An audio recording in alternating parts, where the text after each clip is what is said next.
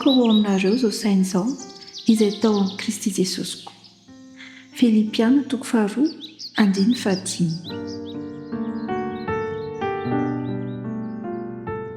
Anio isika dia miresaka zavatra tena fototra eo amin'ny fiainana kristiana ary maizy atsika mihitsy ny fananana ny sain'i Kristy izany. Hoy ny ten'Andriamanitra manao hoe haitsika tsenjery hoe aoka ao aminareo izao saina izao izay tao amin'ny Kristy Jesosy ihany koa. Midika izany fa tsy ampy ny mitondra ny anarana kristianina fotsiny eo amin'ny fiainantsika, fa tokony hiseho amin'ny eritrerintsika izany, hiseho amin'ny teny ataontsika ary ny fiainantsika manontolo ny toetran'i Jesosy Kristy. Rehefa ao amintsika i Kristy dia lasa madio ny fisainantsika, mitombo ny fitiavana ny hafa ary lasa mampanakaiky ny olona amin'Andriamanitra ny fiainantsika. Tena tsy nisy fitiavan-tena Jesosy Kristy tety ambony tany ity, ka isika kosa tsona mba tsy hanana fitiavan-tena. Ny fiainana manontolo dia fanompoana sy fitiavana ny hafa. Izany ny fiainan'i Jesosy Kristy ary antsoina koa isika mba hanaraka azy, handany tenantsika ary hitondra ny azo fijaliana isan'andro.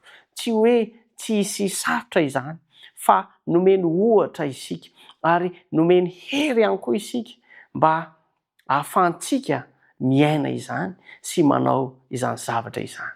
Rehefa mifantoka amin'ny Kristy isika dia izy no manova ny fontsika sy ny fomba fisainantsika ka mitandrika antsika hiaina ny fiainana izay ankasitran'Andriamanitra. Raha fihezitsika dia izao, ny fanarahana Jesosy Kristy dia tsy amin'ny anarana fotsiny fa amin'ny fisainana sy ny fiainana manontolo mihitsy. I Jesosy Kristy ihany koa no ohatra tonga lafatra indrindra izay hotratrarintsika fa tsy olombelona hafa.